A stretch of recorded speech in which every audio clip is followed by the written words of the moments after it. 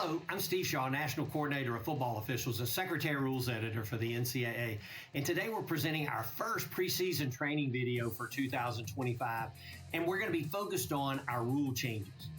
Now, we'll also highlight a couple of editorial changes, but from an on-field rules perspective, our game is in good shape, but we do have a few items that we must be attentive to for 2025.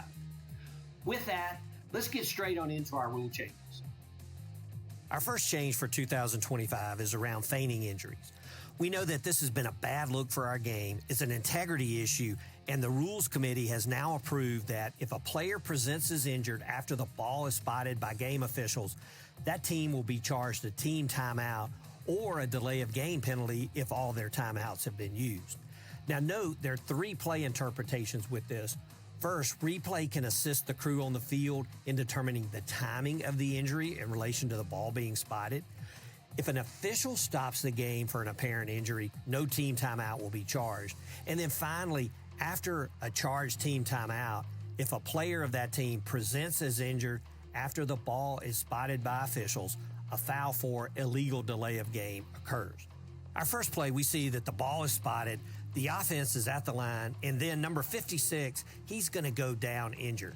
This would result in a team timeout for the defense, and number 56 would have to go out of the game for at least one play. Now, our second play, we see that the ball is down. Again, the offense is at the ball, and a defender goes down. And then we see another defender, number 44. He starts to have a hamstring issue, but he stays up.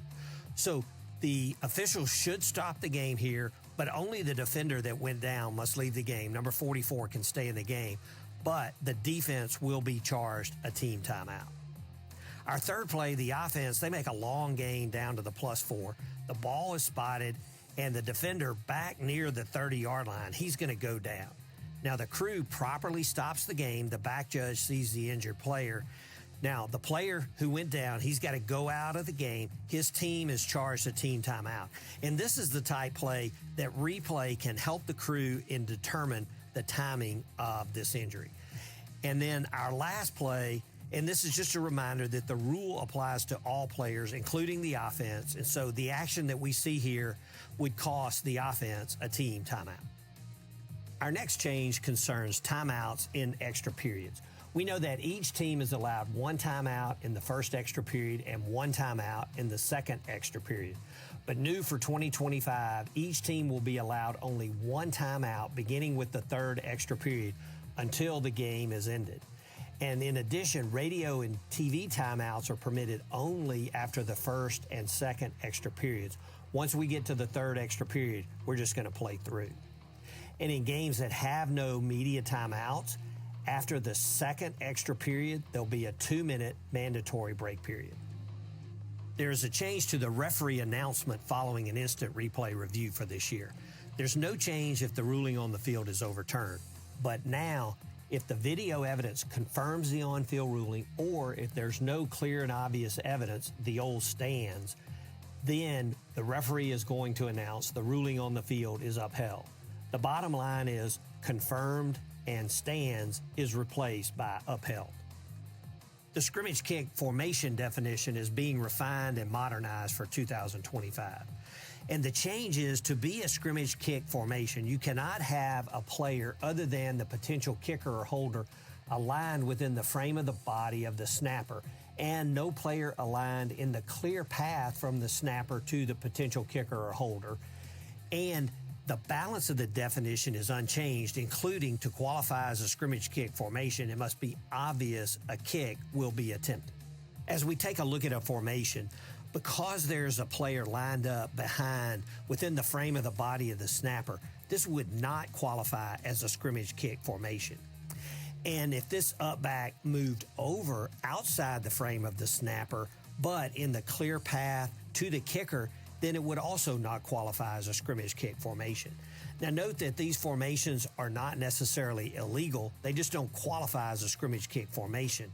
So if they're not a scrimmage kick formation, then the offense must have 5 players numbered 50 to 79 on the line of scrimmage. And if they don't, then it would be an illegal formation. One additional note here, we know that the snapper gets protection when their team is lined up in a scrimmage kick formation. But new for 2025, if the snapper is on the end of the line of scrimmage, he could be eligible. And if he's lined up on the end of the line, he will lose his protection from alignment and when he can be contacted. We know that any waving signal by any player of the receiving team is an invalid signal. And now we're including the T signal given by a receiving team player on a free kick as an invalid signal. This signal will take away the receiving team's opportunity to return the kick, and the ball will be dead where caught or recovered, and it will be treated as any invalid signal. And as we take a look at a play from our bowl season, we see that the receiver's in the end zone. He gives the T signal indicating that he's not going to return the ball.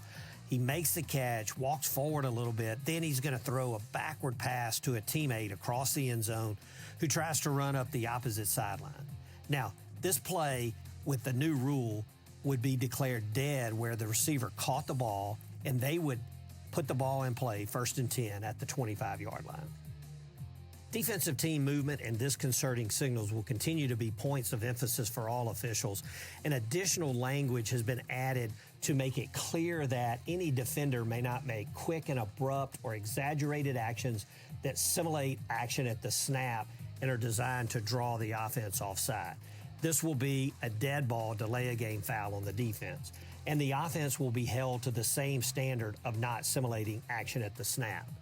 In addition, the defense, we know, can't use words or signals that simulate the sound or cadence of the offense, but now the terms move and stem are reserved for the defense and can't be used by the offense, just like the offensive clap cannot be used by the defense. Our in-season interpretation from last year concerning substitution fouls has now been codified into the rules.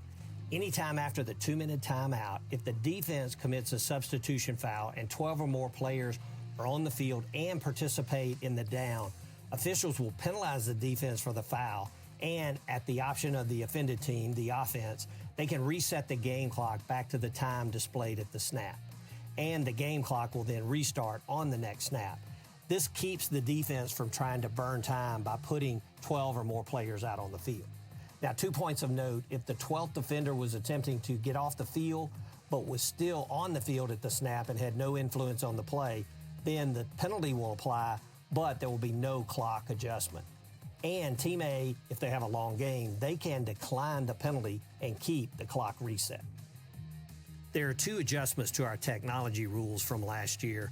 First, coach-to-player communications is now permissive in FCS in addition to FBS.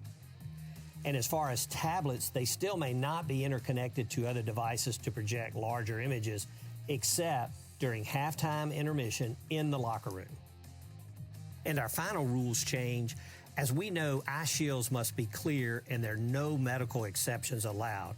But new for 2025, a manufacturer may submit a nearly clear eye shield without mirroring or reflective effects for review to the NCAA Football Rules Committee by June 1 for this season.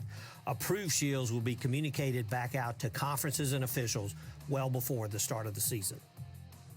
Now I'd like to talk through 2 editorial changes. First, roughing the passer. And we know that no defensive player shall unnecessarily rough a passer when it's obvious the ball has been thrown. And currently, a player in a passing posture is considered defenseless, and they cannot be hit forcibly in the knee area below. But roughing the passer includes defined contact to an offensive player when it's obvious the ball has left the passer's hand. Now, the rule also includes this defined contact to an offensive player that is in a passing posture. Now, this will also be roughing the passer. And as we look at a play from our postseason, we see the quarterback here is in a passing posture and he's hit forcibly in the head by the defender. Now, the player was in a passing posture, so he's defenseless, and this is a targeting foul. We can see there's forcible contact to the head or neck area, and there is an attack by the defender. With the language change, this would also be roughing the passer with targeting, and the roughing the passer is not reviewed. Only the targeting foul is reviewed by replay. And so if for some reason, if ever a targeting foul would be overturned in this type situation, the roughing the passer would stand and the 15-yard penalty would be enforced. The final editorial change we'll discuss concerns the field and logo placements. Now, the number of decorative markings has not changed year over year. A team is allowed a center logo, 4 flanking logos, and 2 end zone logos, all the same as last year. But now, as you can see from the diagram, the institutions and conferences have more flexibility in what can go into each of these logo placements. Well, that's it for our highlighted changes, and I hope this is helpful as you begin your season, but this is not intended to supplant complete and full thorough rule study. Best of luck to all as we prepare for the season.